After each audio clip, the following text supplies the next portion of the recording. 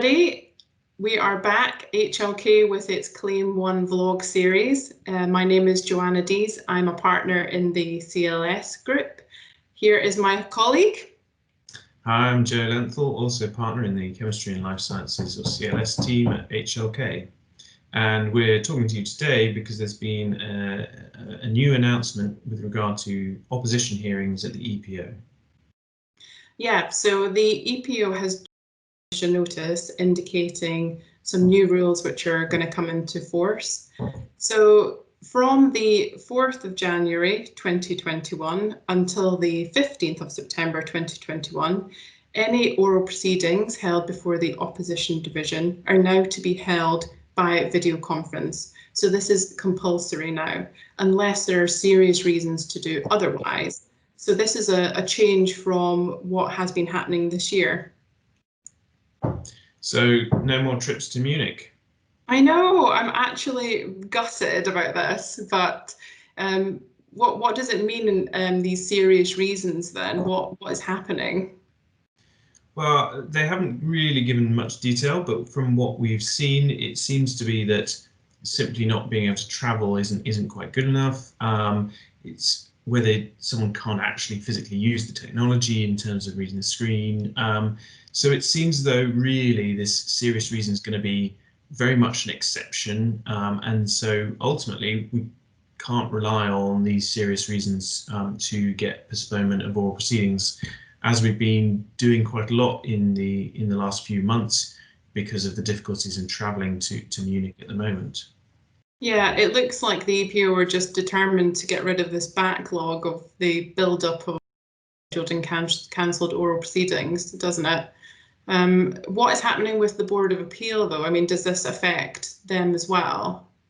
So the notice that came out yesterday, last night, doesn't apply to the Board of Appeal, but as you said, you know, the EPO, what we've seen a lot is the EPO have quite a tension between wanting to clear the backlog, get justice, you know, get these cases cleared, but also the safety of people. So that pressure or that tension to clear that backlog is already been there in the background of the Board of Appeal. The Board of Appeal has, you know, historically quite a large backlog that it's trying to clear. And so we don't know at the moment what the Board of Appeal are willing to do, but I would be I wouldn't be surprised if they also would like to make video conferencing the norm, because they will also be feeling that pressure to clear the backlog of cases and get back to, you know, delivering hearings on a timely basis. You know, they introduced in, I think, 2016 this way of they want to get the timescales down for hearings and for the cases. Yeah, I think you're right. Since they've brought in the streamlined proceedings, I think that there'll probably be pressure on them, and because of what's been happening with the oral proceedings before the examining division and now the opposition division, to speed these up in whatever way they can. And there needs to be certainty for third parties as well. I mean, what do you think about the translations, though? I mean, this was one of the reasons that a lot of people have been using, is that how can they possibly do this when there's different languages being used? They say that they have the IT and procedures in place to cope with this, but what are your thoughts on it? Yeah, I mean, they switched to Zoom to deal with interpreters, and that's been running now for 2 months. I haven't actually experienced that system working, but I hear feedback that it's working okay. Mm-hmm. I think there are, you know, lots of interesting considerations with this. You know, you and I do a lot of in-person hearings, and so it's a move out of what we're used to. I think there are some issues. You know, I think we've discussed the fact that a lot of the stakeholders in the EPO are parties from US and Asia, and what I haven't seen so far is what the EPO would like to do with respect to those parties who are, you know, attending video conference at 3 in the morning or 2 in the morning for a start date. You know, it's one thing to be able to come over to Munich and acclimatise, but you know, it is practically a lot harder for those parties to take part in those hearings. One of the things which, you know, for a short, you know, completely speculative is, could they shift the start time to later in the day to accommodate those? We don't know. I guess, you know, as time goes on, we'll start to flesh that out. But I guess, you know, how do you feel about the change to video conferencing?